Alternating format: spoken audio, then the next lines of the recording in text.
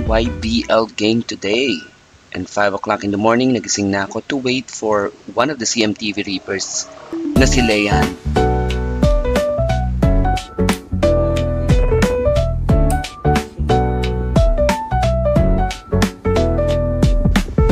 Maaga pa lang ay nagtungo na sa bahay si Leyan. Kaya naman, maaga na rin kami nakaalis. Rekta na agad kami sa bahay ng isa sa CMTV Reapers na si Matthew. This is a special day and napaka-excited talaga namin kasi after a very long time nung sumali kami sa unang NYBL experience namin, ay ngayon na lang ulit kaming sasali sa NYBL. Para silang mga tanga. Ginagawa nyo ba nagaganyan pa kayo? Sige na, mauna na kami. Wala, yun nga lang. Kay Cyrus. Ay, di pa kayo nag-almusal? Siyempre, almusal mo, boss. Ano?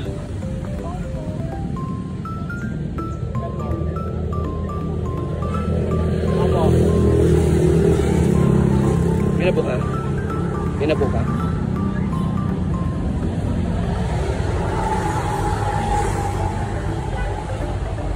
Boss. Ay, mga tanga. Saan? Dito. Hindi na.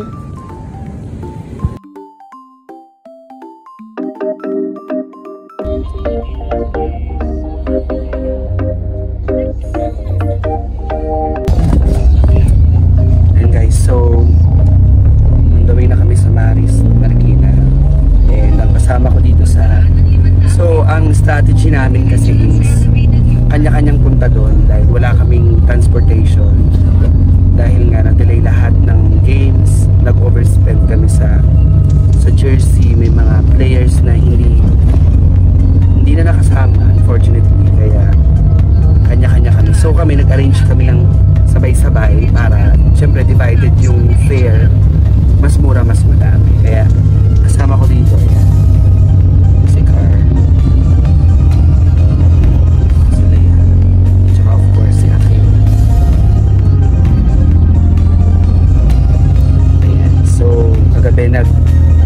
Last minute meeting kagabi, kaya meron na natanggal na dalawa na naman, so sayang, pero let's see kung makapaglaro pa sila sa second day.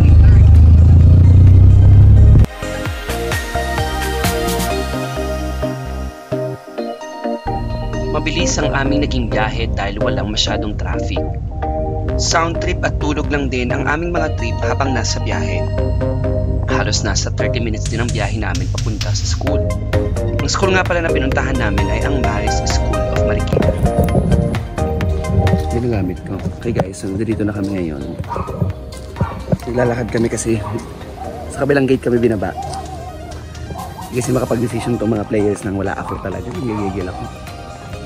So medyo malaki yung school. Sobrang laki talaga niya. Dito sa Marikina. So, nandun sa kabila kasi yung court. Actually, ito na yata yun. Ito na yun, di ba? Ayan na siya. Narating na nga namin ang Maris School, Marikina, kung saan dito rin kami unang lumaban ng NYBL. Very nostalgic na ang feeling at very, very memorable for us.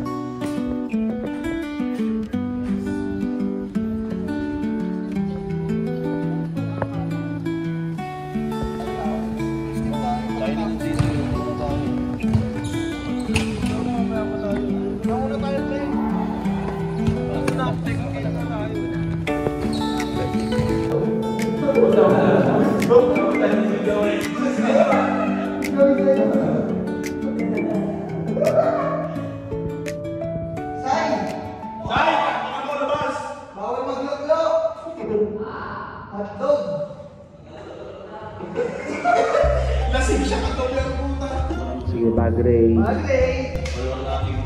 Wow, may ganyan. Hi!